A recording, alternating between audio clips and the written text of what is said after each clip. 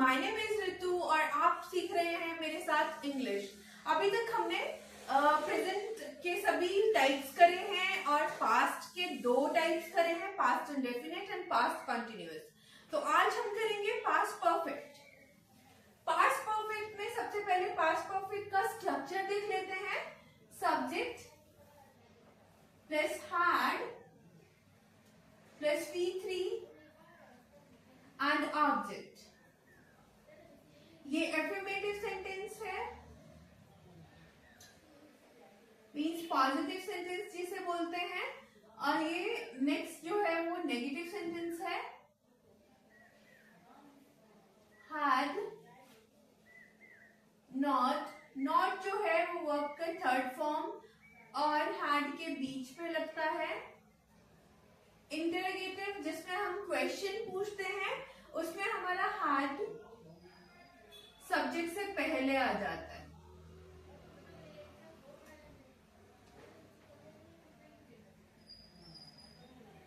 Sign of interrogation. तो ये है स्ट्रक्चर पास्ट परफेक्ट का। अब हम एग्जाम्पल देख लेते हैं। शी हैड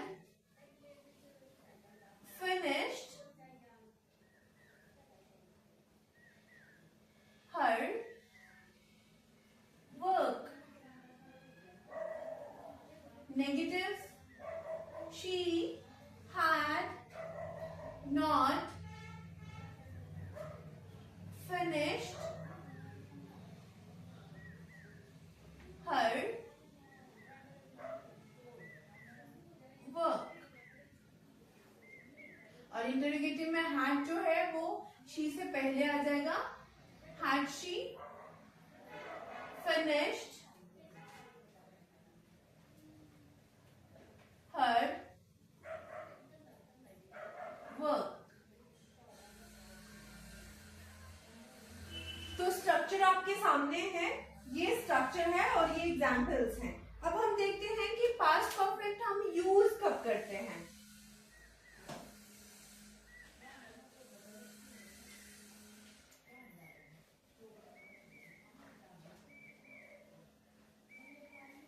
जिससे हमें और ज्यादा क्लियर हो जाएगा कि पास्ट परफेक्ट हम कहां कहां यूज करते हैं। तो फर्स्ट यूज है जब पास्ट में दो एक्शंस एक के बाद एक हो रहा हो तो पहले होने वाला एक्शन जो है वो पास्ट परफेक्ट में आता है। मतलब action number 1 past perfect and action 2 past indefinite। past indefinite आपको समझ में आया? जैसे मैं एक एग्जांपल ले लेती हूं। The crops had destroyed before it rained। यहां पे क्लियर हो रहा है कि दो एक्शंस हो रहे हैं, राइट? एक तो क्रॉप डिस्ट्रॉय हो रही है और दूसरा बारिश हो रही है। तो ये दोनों एक्शंस जो हैं वो पास्ट में हो रहे हैं, पर जो क्रॉप डिस्ट्रॉय हुई वो बारिश होने से पहले हुई। तो जो क्रॉप वाला सेंटेंस है, डिस्ट्रॉय होने वाला सेंटेंस है, वो पास्ट परफेक्ट में आएगा। आप स्ट्रक्चर देख सकते हो। This is subject, this is helping verb, main verb. तो ये आपका आ गया पास्ट परफेक्ट। और बिफोर के बाद वाला सेंटेंस जो है वो पास्ट इंडेफिनिट में आएगा, क्योंकि बारिश बाद में हुई और क्रॉप जो डिस्ट्रॉय हुई वो पहले हुई। तो इसीलिए हमने इसको पास्ट इंडेफिनिट में रखा। और पास्ट इंडेफिनिट का स्ट्रक्चर इफ यू रिमेम्बर, आप मुझे बताएंगे कमेंट सेक्शन में कि पास्ट इंडेफिनिट का स्ट्रक्चर क्या होता है पॉजिटिव सेंटेंस का। तो इट रेन्ड वर्ब का सेकंड फॉर्म इज रेन्ड। एक और एग्जांपल देख लेते हैं।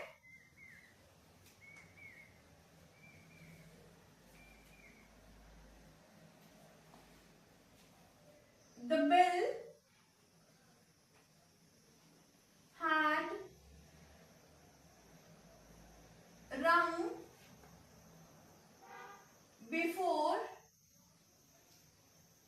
I reached the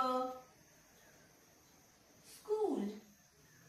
इसमें भी 2 एक्शन हुए, एक तो मैं स्कूल पहुंचा और दूसरा बेल घंटी बजी, ठीक है। तो सबसे पहले क्या हुआ, बेल रिंग करी, तो इसीलिए इसको हमने पास्ट परफेक्ट में रखा। द बेल हैड रंग, रिंग रंग रंग, तो वर्ब का थर्ड फॉर्म इज रंग, तो रंग आया। उसके बाद before and I reach the school is again past indefinite. I hope first use आपको क्लियर होगा। अभी हम सेकेंड यूज करते हैं।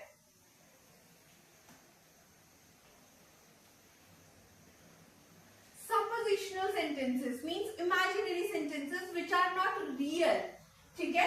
ऐसे सेंटेंस में भी जहां पे if, I wish, she wishes ऐसे वाले वर्ड्स यूज होते हैं, वहां पे भी हम पास्ट परफेक्ट यूज करते हैं। जैसे कि उसका she wishes she had been born in 1948। जैसे कि वह विश करती है कि काश वो 1948 में पैदा है। इसका अनरियल सिचुएशन में भी हम लोग पास्ट परफेक्ट यूज करते हैं। अभी देखते हैं, जब कोई सेंटेंस हम 2 तरीके से लिख सकते हैं, जैसे कि if plus subject plus had plus main verb का थर्ड फॉर्म, और इसको सेपरेट करने के लिए कॉमा लगाते हैं। Then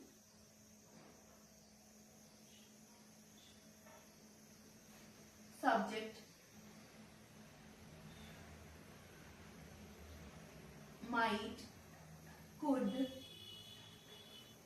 would plus have plus main verb का थर्ड फॉर्म एंड ऑब्जेक्ट। एक और तरीके से इसी सेंटेंस को हम लिख सकते हैं, had सबसे पहले, had plus subject plus main verb का third form object comma subject plus might, could, would plus have main verb का थर्ड फॉर्म प्लस ऑब्जेक्ट। ये अनरियल सिचुएशंस के लिए यूज होता है। If plus subject had main verb का third form, this is past perfect. उसके आगे वाले सेंटेंस में सब्जेक्ट के साथ माइट, कुड, वुड तीनों में से कोई एक लगेगा, और हैव प्लस मेन वर्ब का थर्ड फॉर्म प्लस ऑब्जेक्ट। इसी सेंटेंस को हम हैड पहले लगा के भी लिख सकते हैं, had plus subject main verb का third form object subject might, could, would, might could would में कोई एक मॉडल लगेगा, plus have plus main verb का थर्ड फॉर्म प्लस ऑब्जेक्ट। आइए अब इसका एक एग्जाम्पल देख लेते हैं।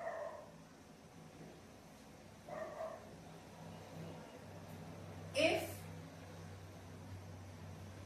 the police had come a little before the criminal